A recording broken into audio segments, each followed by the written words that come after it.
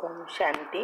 आपका प्रश्न है, अपने घर के सदस्य को बहुत सारी बातें प्यार से ही समझाकर बताती हूँ कि ऐसा करने से इस तरह का नुकसान होता है। यहाँ तक कि वो खुद नुकसान देख भी चुके हैं कई बार, लेकिन फिर भी अपनी आदतें नहीं बदलते। मुझसे वो नुकसान दिखा नहीं चाहता, फिर बहुत गुस्सा आता है, लेकिन मैं उन लोगों को कुछ नहीं बोलती, यही सोचकर कि बाबा इन लोगों को सद्बुद्धि दे। पर इन बातों से मेरा मन विचलित हो जाता है। अपने गुस्से को कंट्रोल करूं, उनको इस तरीके से समझाऊं, उन्हें क्या संकल्प दूं? उत्तर है, देखो, आपको गुस्सा आ रहा है, उसका मतलब यह हुआ आपकी ही अवस्था नहीं है कि कैसे युक्ति करे और हर एक सिचुएशन में अचल अडोल रहे। आपको पता है कि वो आपकी नहीं सुनते हैं, तो फिर उसका मतलब यह हुआ कि उनके कर्म ऐसे हैं और आप भी उनसे जुड़े हैं, इसीलिए ये हो रहा है। और आपके लिए वो पेपर है, तो वो कर्म उसको करा रहा है, तो उसको संचित कर्म को भस्म करना है। अगर आप गुस्सा कर रहे हो तो और ही आप उनके पाप कर्म, संचित कर्म बाहर ला रहे हो और व्याज ऐड हो रहा है। भले आप मुख से कुछ नहीं बोलते, लेकिन जो अंदर चलाते हैं वो उनसे भी खराब है। तो पहले तो आपको इस बात को समाप्त करना है। अंदर एक भी संकल्प ना चले उसके बारे में। ड्रामा का ज्ञान और कर्म की गुह्य गति, ये दोनों बातें अच्छी रीति प्रैक्टिकल में लाओ। तो ये जो पहला जो आपको जो गुस्सा आ रहा है, उसके लिए हमने जो सबकॉन्शियस माइंड के 10 नियम भेजे कल, और साथ साथ आपकी अवस्था बनाने के लिए ये जो चारों हमारा योग की अवस्था है, उसका भी हमने 3 टॉपिक रखे हैं। उस अनुसार योग करो, और रोज का रोज करने से आत्मा में जब शक्ति बढ़ती है, तभी आप उसमें अचल अडोल रहकर पेपर पास कर सकेंगे। ये तो पेपर फेयर करा रहा है, इसीलिए पहले अपनी अवस्था बनाओ, तो गुस्सा ना होवे, व्यर्थ ना चले। इसके भी कल और परसों दोनों दिन मैंने बहुत सारे टॉपिक भेजे हैं और यूट्यूब पर भी वो अपलोड करा है, तो वो एग्जैक्ट प्रैक्टिकल में फॉलो करो। ऐसा नहीं कि मन में चलाते रहो और सोचते रहो बाबा इस लोगों को सद्बुद्धि दे, बाबा इसके लिए नहीं आया है। अगर वो एक को सद्बुद्धि दे तो सारे विश्व की आत्माओं को सद्बुद्धि देना पड़े, तो ये कर्म रहता ही नहीं, तो सबके पाठ एक समान बन जाएगा। इसीलिए सद्बुद्धि बनाना हमारा काम है। वो तो सिर्फ रास्ता बता रहा है कि कैसे सद्बुद्धि बना सकते हैं। तो बुद्धि को शुद्ध पवित्र बनाना है तो पहले आपकी बनाओ। जब तक खुद के संस्कार नहीं बदलेंगे तो दूसरों को कैसे बदल सकेंगे? तो पहले ये अपनी अवस्था बनाओ, फिर रोज सुबह में पावरफुल योग अमृत वेला के बाद वो जो क्षमा याचना की कमेंट्री है वो करनी है। दिनचर्या ग्रुप में सब कुछ आता है, वो कमेंट्री करके अंत में ये सोचो कि अब इस आत्माओं के सब हिसाब किताब चुकतू हो गए, पुण्य का खाता ऊपर आ गया। अब ये आत्माओं की बुद्धि शुद्ध पवित्र बन गई। अब मेरी बात वो समझते हैं, सुनते हैं, मानते हैं, बहुत अच्छी रीति अभी व्यवहार करते हैं और घर में प्रगति ही प्रगति हो रही है। और जो 5 मिनट की कमेंट्री सुबह में करने के लिए आती है दिनचर्या ग्रुप में, पहला संकल्प बहुत महत्व का है, क्योंकि सुबह में 10 से 15 मिनट हमारी सबकॉन्शियस माइंड खुला होता है नेचुरली, तो उसमें जल्दी जाए, जितना जाएगा उतना जल्दी सफलता मिलेगी। तो 5 मिनट की कमेंट्री के बाद उस आत्मा के लिए सोचना है, अब ये आत्मा की बुद्धि शुद्ध हो गई है। और स्वमान भी आप ले सकते हैं, मैं मास्टर सर्वशक्तिवान संपूर्ण पवित्र निर्विघ्न आत्मा हूँ। और स्वमान क्या लेना है, रोज का रोज आता है, वो भी आप फॉलो करो। जब तक आपकी अवस्था नहीं बनेगी तब तक औरों को आप नहीं बदल सकेंगे, और ही आपके और उनके पाप कर्म बाहर लाते रहते हो। वही तो व्याज होता है। एक है भाग्य, और भाग्य को अच्छा बनाना या बुरा बनाना वो हमारे नई रूटीन से होता है। तो कर्म की गुह्य गति, बुद्धि को शुद्ध पवित्र कैसे बनाना, और ड्रामा क्या है, फिर ये अवस्था कैसे बने, ये सब टॉपिक यूट्यूब पर हमारे चैनल पर रखा है, शिव शक्ति मेडिटेशन बीके कुसुम। अभी इसमें जाके सब्सक्राइब करेंगे तो प्लेलिस्ट आएगा, प्लेलिस्ट में ग्रुप वाइज है, जो भी चीज करो वो ग्रुप वाइज करना है। और दूसरा, सारे दिन एक आपको जो चाहिए वही सोचते रहना है। अगर नेगेटिव विचार आए तो 3 बार कैंसल करो, ये सब सबकॉन्शियस माइंड के नियम में मैंने बताया है। 3 बार कैंसल करके उसके पॉजिटिव करो। तो पहले तो आपको क्या चाहिए, आपके घर में नुकसान ना होवे, घर संसार अच्छा चले, जो कुछ आपको चाहिए वो एक लिस्ट बनाओ। जो नहीं चाहिए वो नहीं सोचना है, जो चाहिए वही सारा दिन सोचना है।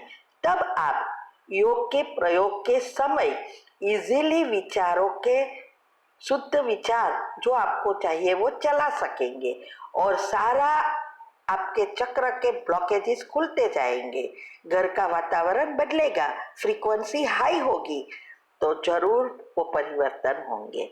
हमारे पास तो हजारों अनुभव आए हैं। और हमारा जो प्रैक्टिकल धारणाओं की ऑडियो आती है तीव्र पुरुषार्थ में, उसमें भी मैंने बताया है कि हमने कैसे युक्ति युक्त में रहकर, हम गृहस्थी है फिर भी यहाँ तक पहुँचे, कितना बाबा ने हमें कैसे मदद की, वो सब हमने बताया है। वो सब रोज का रोज करना है और जीवन में प्रैक्टिकल लाना है। जो प्रैक्टिकल करता है उनको ही सफलता मिलती है। ओम शांति। ओम शांति। आपका प्रश्न है, युक्ति युक्त और झूठ बोलने में क्या डिफरेंस है? उत्तर है, हमने 2-3 दिन पहले ही उसका जवाब डिटेल में समझाया है, वो यूट्यूब पर भी अपलोड कर दिया है, वो भी सुनना। तो युक्ति युक्त झूठ बोलना अर्थात किसी के कल्याण के लिए झूठ, वो झूठ नहीं है, वो पुण्य है। तो किसी के कल्याण के लिए, अच्छे गुण धारण करने के लिए, आत्मा की प्रगति के लिए जो कुछ हम करते हैं वो सब युक्ति युक्त है और योग युक्त करना है। और हमारे विकारों के वश होकर, स्वार्थ के वश होकर झूठ बोलते हैं, वो पाप कर्म है। जैसे हमें पुरुषार्थ में आगे बढ़ना है, ठीक है, और घर में प्रॉब्लम है, हमें बाहर जाके टाइम नहीं बिगाड़ना है। तो एक एग्जाम्पल मैं देती हूँ, जैसे हम चेक करते हैं कि घर में कौन सी बात कैसे कहे, एकदम उतावड़ होकर नहीं करनी है। जैसे किसी का इनविटेशन आया, अगर हमें शादी में, अभी हम नहीं जाते हैं लेकिन पहले पहले बहुत प्रॉब्लम थे, बहुत लोगों की शादी, बाधाएं, बहुत कुछ प्रोग्राम होते हैं तो जाना पड़ता था। तो हमने देखा युगल भूल जाता है डेट, तो हमने युक्ति रची कि उसको, उस इनविटेशन कार्ड को छुपा देती, और फिर जब डेट चली जाती उस दिन दूसरे दिन वहाँ रख देती। तो और फिर पूछता कब था, तो मैं कहती ये तो पता नहीं, आपको पता है। फिर देखता है ओ तो चला गया डेट, बताया नहीं मुझे। मैंने बोला वहां ही तो पड़ी है। तो ये झूठ हुआ, लेकिन झूठ किसके लिए है? आत्मा की प्रगति के लिए, समय का सदुपयोग करने के लिए। तो ये युक्ति युक्त और योग युक्त हुआ, ठीक है। और आप अभी यूट्यूब पर सुन सकते हैं। ओम शांति। शांति। आपका प्रश्न है, मैं 2011 में सेवा में आई तो धन सफल बहुत करवाया, देती तो बहुत साथ में देती, नहीं तो नहीं देती। इसलिए धन की सेवा में नियमितता होना चाहते हैं। हमारी सैलरी 80,000 है। घर में मैं और 2 बच्चे हैं जो पढ़ते रहते हैं। तो श्रीमत के अनुसार मुझे कितने परसेंटेज निकालना चाहिए? तो 2011 से कुछ भी कमी रही है वह भी पूरी हो जाए। धन की सेवा क्या किसी निमित्त सेंटर पर ही करनी है? क्योंकि अभी तक हम किसी भी एक सेंटर से नियमित क्लास से नहीं जुड़े हैं, लौकिक जिम्मेदारियों की वजह से। उत्तर है, आपका भाव बहुत अच्छा है और पहले भी आई थिंक आपने ये प्रश्न पूछा था। तो पहले मैं ये कहूँगी कि ऐसे कोई बाबा की सेवा में कोई परसेंटेज फिक्स नहीं है, लेकिन जनरली भक्ति मार्ग में 10% कहते हैं। तो हर एक अपने हिसाब से परसेंटेज फिक्स करते हैं और जो भी परसेंटेज फिक्स किया उस अनुसार सेवा में यूज करते हैं। और फिर अगर ज़्यादा है तो ज़्यादा करते हैं। डिपेंड्स के हमारे घर की खर्च कितना है, कैसे है, तो उसमें लिमिट नहीं है। हम तो क्या करते हैं, जैसे घर में बच्चे होते हैं तो एक बच्चे का जो खर्च है तो एक बाबा को भी बच्चे बना दिया, तो 2 होते तो 3 बना देते, तो एक भाग बाबा के घर में सेवा में देते। अभी बात हुई क्या एक सेंटर पे देना है, तो मेरे हिसाब से मैं समझती हूँ कि ऐसा नहीं है, कहाँ भी दो, लेकिन बाबा की सेवा में देना है। हाँ, चाहे मैं तो खास करके बहुत सेंटर पर जाती हूँ क्योंकि मैं प्रोग्राम कराती हूँ, स्टेज पब्लिक प्रोग्राम, बाबा का ज्ञान, माइंड मैनेजमेंट, स्ट्रेस मैनेजमेंट वगैरह। तो जितने भी सेंटर पर मैं इंडिया आती हूँ तो जाती हूँ और सभी जगह पर सेवा देती हूँ। और जहाँ सेंटर बनता है वहाँ खास देती हूँ, क्योंकि वहाँ बहुत आत्माएं आती है, ज्ञान लेंगी तो बहुत कुछ हमें पुण्य मिलेगा। तो इसके हिसाब से हम सेवा करते हैं। तो इतना जरूरी नहीं है कि हर मंथ फिक्स। हाँ, अगर आप सेंटर से जुड़े हैं तो आप थोड़े फिक्स करके हर मंथ सेंटर पर देना है ने। और दूसरे जब सगर लाइक आबू के लिए सेवा है, सेंटर बनाने के सेवा है, कोई सेंटर पर बहुत गरीब है, सेंटर पर पैसा नहीं है तो वहाँ देना है, ऐसे हम डिवाइड करते हैं, मगर उसका अकाउंट अलग रखते हैं। जितना भी हमें चाहिए उतना अलग सा फिक्स करते हैं या लिख कर रखते हैं, और फिर हर साल उसको दिवाली तक खत्म कर देते हैं। और कभी कई बार बहुत ज़्यादा हो जाता है तो हम फिक्स कर देते हैं और फिक्स में से जो ब्याज आता है वो सेंटर पर देते हैं। ऐसा हर एक की रीत अपनी अपनी है, लेकिन सबसे अच्छा तो वह है, क्योंकि बाबा हमेशा कहते हैं कि मुझे बच्चा बना लो। तो बच्चा बनाने से बाबा कहते हैं कि मैं 21 जन्म आपका ध्यान रखूंगा।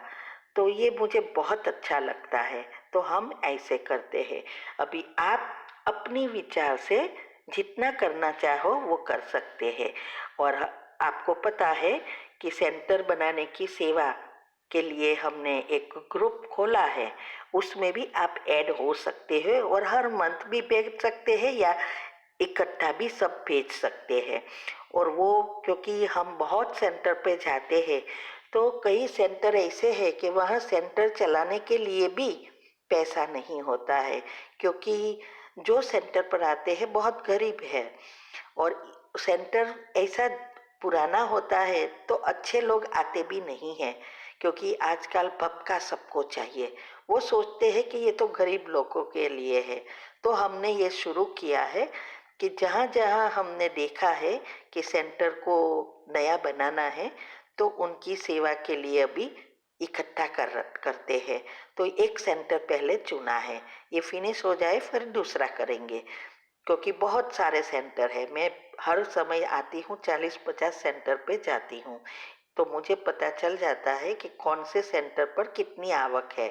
क्योंकि कई जगह पे फॉरेनर्स बहुत है तो बहुत पैसे आते हैं, और कई जगह पे सिर्फ गरीब है तो सेंटर चलाना भी मुश्किल है। तो हम उस जगह पे ज़्यादा देते हैं, और उसके लिए इस साल से ये प्रोजेक्ट किया कि इकट्ठा करते। तो अभी ये ग्रुप जो खुला है तो एक सेंटर बनाने की सेवा के लिए पैसा इकट्ठा कर रहे हैं। वो भी आप उसमें भी भेज सकते हैं। मुझे पता नहीं आप उसमें ऐड हुए हैं या नहीं। अगर ऐड नहीं हुए हैं, आपको एड्रेस चाहिए और एक ग्रुप लिंक चाहिए तो मुझे बोलना, मैं भेज दूंगी फिर से। ठीक है। ओम शांति। आपका प्रश्न है, मुरली में 27 तारीख की मुरली में आया कि जितना जास्ती पढ़ेंगे उतना उच्च पद पाएंगे। तो ये समझना है, क्या मुरली तो रोज पढ़ते ही है, तो बाबा क्या कह रहे हैं? उत्तर है, देखो, मुरली सिर्फ पढ़ने से कुछ नहीं होता। पढ़ना अर्थात अच्छी रीति समझना। जैसे स्कूल में भी बच्चे होते हैं तो सब बच्चे पढ़ने तो जाते हैं, लेकिन क्यों नंबर पढ़ता है? क्योंकि कोई अच्छी रीति पढ़ते हैं, एक्स्ट्रा ट्यूशन लेते हैं, एक्स्ट्रा समय निकालते हैं, घर में जाके रिवाइज करते हैं, हाँ? तो उसकी याद शक्ति भी बढ़ जाती है, तो आगे नंबर में आता है। जो सिर्फ पढ़ के घर पे आके बैग रख कर खेलते रहता है तो वो नंबर उसका नहीं आएगा। तो ऐसे ही बाबा की मुरली में कई राज है। अगर हम मुरली पढ़ते हैं लेकिन फिर सारा दिन और कुछ करते रहते हैं, उसके बारे में चिंतन करते नहीं हैं, मना मनन चिंतन करना है, मंथन करना है, राज निकालना है, तब हमारी बुद्धि शुद्ध पवित्र बनती जाएगी और हमारी याद शक्ति भी बढ़ेगी। तो एक बात समय पर प्रैक्टिकल में उपयोग कर सकेंगे, क्योंकि हर समय हमारी परिस्थितियाँ ये पेपर के रूप में आती है, और उसमें पास होने के लिए समय पर सही ज्ञान याद आना और शक्ति का उपयोग करना, यही हमारा पेपर में पास होने का साधन है। तो ये बाबा यही कहना चाहते हैं कि जास्ती पढ़ना अर्थात कि अच्छी रीति पढ़ना है, समझना है, समझकर जीवन में धारण करना है और स्वरूप बनना है। ज्ञान वाले नहीं, ज्ञान स्वरूप। जीवन में ज्ञान हमारे साथ मिल जाए, हमारी चाल चलन, चेहरे, वाणी, व्यवहार सब में ये ज्ञान प्रकट हो जाए, ऐसी हमारी अवस्था बनानी है। तब हम हर एक पेपर में पास हो सकेंगे और उच्च पद पाने के लायक बन जाएंगे। ओम शांति। आपका प्रश्न है, जब भी मैं सोचती हूँ अभी मैं पुरुषार्थ में आगे बढ़ूंगी तो दूसरे दिन से ही समस्या आती है, तो मैं क्या ये स्वमान ले सकती हूँ? मैं निर्विघ्न स्वरूप संपूर्ण पवित्र आत्मा हूँ। अगर ये सही है तो प्लीज विधि बताइए। उत्तर है, देखो, ये जो पुरुषार्थ है वो सोचने की बात नहीं है। ये पुरुषार्थ हमारे जीवन का एक भाग बन जाना चाहिए कि रोज का रोज करने की एक दृढ़ता लाना है। और जो आपके जीवन में ये जो पेपर आ जाती है, समस्या आ जाता है, वो तो आपके पेपर है। अगर आप इसमें फेल ही होते रहेंगे तो कब पास होंगे? और पास होने के लिए इस ऐसी अवस्था बनानी है कि उस समय उस पेपर को पास करके हम पुण्य कमा सके, नया कर्म परिवर्तन कर सके। इसीलिए स्वमान से कुछ नहीं होता है, उसकी विधि हमने बताई है, वो विधि अच्छी रीति फॉलो करो। अगले आज भी इस प्रश्न में बताया है कि कौन सी विधि क्या है, और कल भी कई प्रश्नों में मैंने बताया था, तो वो आप फॉलो करो। दिनचर्या मनचर्या ग्रुप में भी सब आता है, रोज का रोज करना है। तो ये विधि बहुत महत्व की है। जब तक आप विधि नहीं अपनाएंगे तब तक सिद्धि नहीं मिलेगी, मना योग नहीं लगेगा, आत्मा में शक्ति नहीं बढ़ेगी और पेपर में पास नहीं होंगे। इसीलिए विधि अपनाओ, ठीक है। ओम शांति। शांति। आपका प्रश्न है, 1 महीने से कॉन्स्टिपेशन और एसिडिटी हो गया है। डॉक्टर को बताया, थोड़े दिन अच्छा लगा, फिर से शुरू हो गया और ऊपर तक एसिड आता है। क्या उसके आयुर्वेदिक उपचार है? उत्तर है हाँ। हमने यूट्यूब ऊपर हेल्दी रहने के लिए टिप्स रखी है, जो हम खुद कर रहे हैं और अभी तक कभी बीमार नहीं पड़े, इतनी उम्र हो गई। तो ये टिप्स हमने रखी है, वो अच्छी रीति फॉलो करो। पब्लिक प्रोग्राम सेमिनार में भी हमने कई दवाई घर की बताई है, जो रोज आप ले सकते हो। इससे भी सारी सिस्टम अच्छी रीति चलेगी।